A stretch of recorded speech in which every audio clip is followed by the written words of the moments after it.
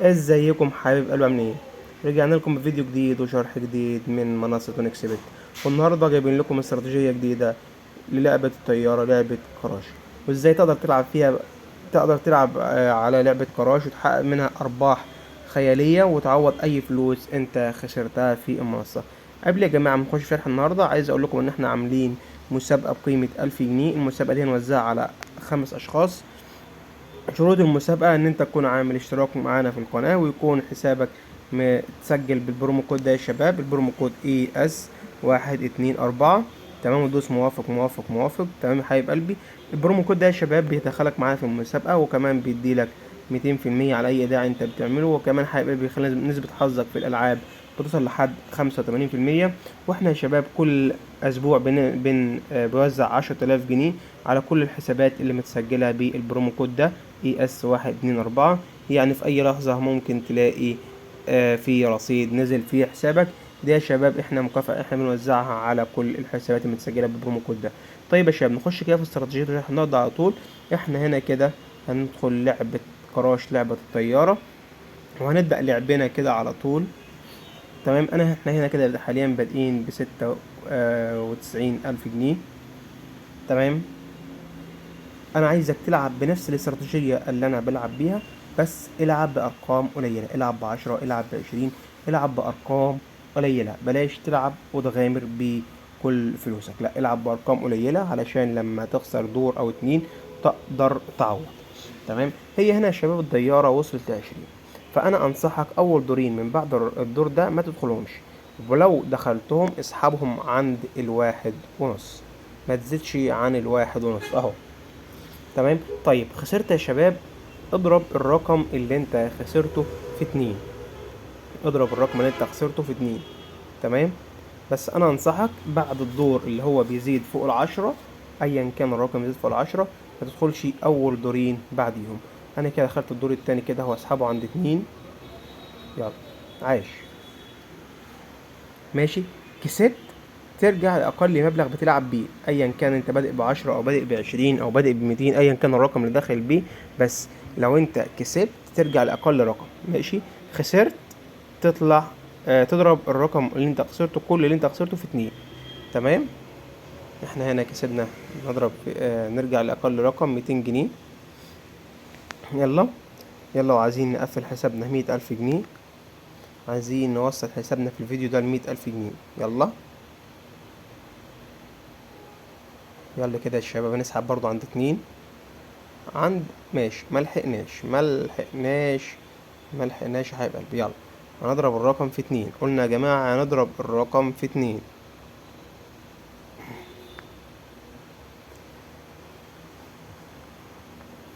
يلا كده، ماشي. يبقى انا هنا كده خسرت 400، ويبقى 600. يبقى هدخل ب1300، المفروض 1200، بس انا هزود 100 ب1300، وهسحب برضو عند 2. هنسحب عند 2 يا حبايب قلبي. حلو، حلو قوي، سحبنا على اخر لحظة. قلنا يا جماعة اول ما بنكسب بنرجع لاقل مبلغ اللي هو ال200. انت العب على اقل مبلغ بتلعب بيه، مش عايزين طمع يا شباب. الاستراتيجية دي يا جماعة شغالة على اي حساب متسجل بالبرومو كود ES124.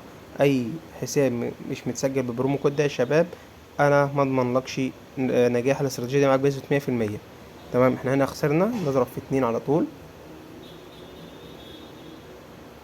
يلا،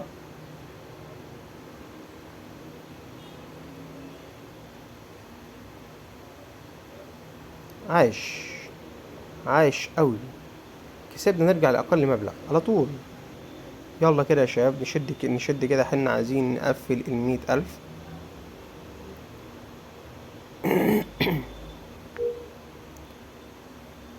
يلا كده، عاش. أنا مش عارف والله، دايما الناس اللي بتلعب لعبة الطيارة بتخسر ليه؟ طيب هقول لك أنا يا شباب بتخسروا ليه. انت علشان بتدخل مثلا ب50 جنيه أو 100 جنيه، فانت من الطبيعي ان انت هتخسرها. فانا انصحك لو انت هتدخل ب50 او 100 جنيه بلاش تدخل. الناس متوقعة ان هي تدخل ب50 جنيه هتطلعها 10 تلاف جنيه. لا، مفيش طبعا الكلام ده يا شباب، مفيش الكلام ده. انا بقول لك اهو مفيش الكلام ده. علشان هتدخل هتخسرها في ثانية. انت دايما على طول في دور هتخسره او دورين هتخسرهم. فهي الفكرة ان انت لازم يكون معاك مبلغ علشان لما تخسر تقدر تعوض. تقدر تعوض يا شباب. يلا، عايش. سحبنا اهو، سحبنا قبل ما تضرب. يلا، اضربي براحتك، اضربي براحتك، احنا عارفين احنا بنعمل ايه، ولا يفرق معانا اللي انت بتعمليه ده. اضربي براحتك يا حبيبة قلبي، احنا حاسين بيكي، وهنبصي هنخسرك. يلا، يلا يا حبيبة قلبي، عايزين نقفل 100 ألف. يلا تعالي، يلا تعالي كده، مش هنقفل الفيديو الا لما نكمل 100 ألف. عايش. يلا 200 تاني.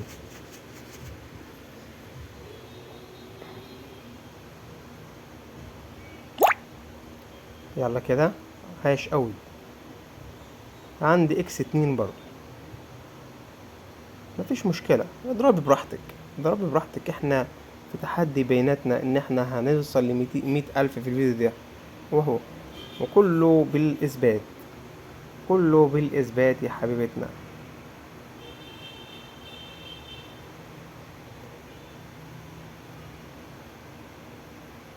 اكس 2 الجميلة. يلا، عايش قوي، عايش قوي قوي قوي. يلا اطلعي يا رب تطلع حد اكس 30 ولا يفرق معانا. احنا بنلعب باستراتيجية معينة ومش هنسيبها، ومش هنسيبها، وهنخسرك يعني هنخسرك.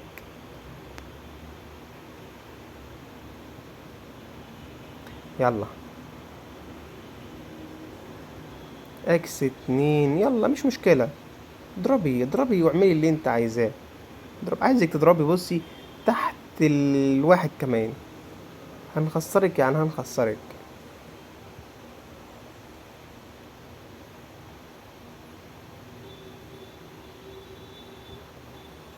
يلا مش مشكلة، براحتك براحتك. يلا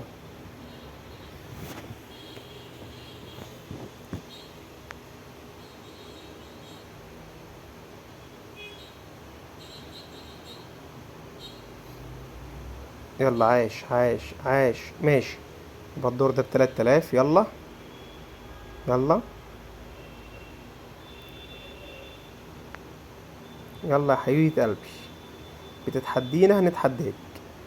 احنا بنحب التحدي، احنا بنحب التحدي، احنا قلبنا جايبنا وبنحب التحدي، ومش هنسحب برضه غير عند اكس 2. ها ها، 6000 جنيه، وصلنا ل100 ألف واحد. ونرجع كده ل200. بلاش تحدينا، احنا قلنا ما بنحبش التحدي، ما بنحبش التحدي.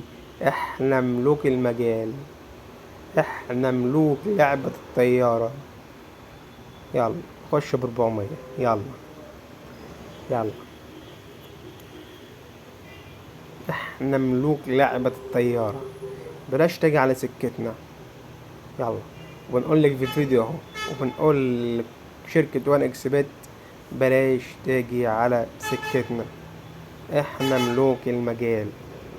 يلا، وللأسف نزلنا تحت 100 ألف تاني، وبرضه بنتحداكي وهنوصل ونعدي 100 ألف جنيه. يلا كده، وعند الاكس 2 واضرب واضرب واضرب اضرب. ماشي. وكده يا جماعة زي ما انتوا شايفين بقى معانا 100 ألف و2.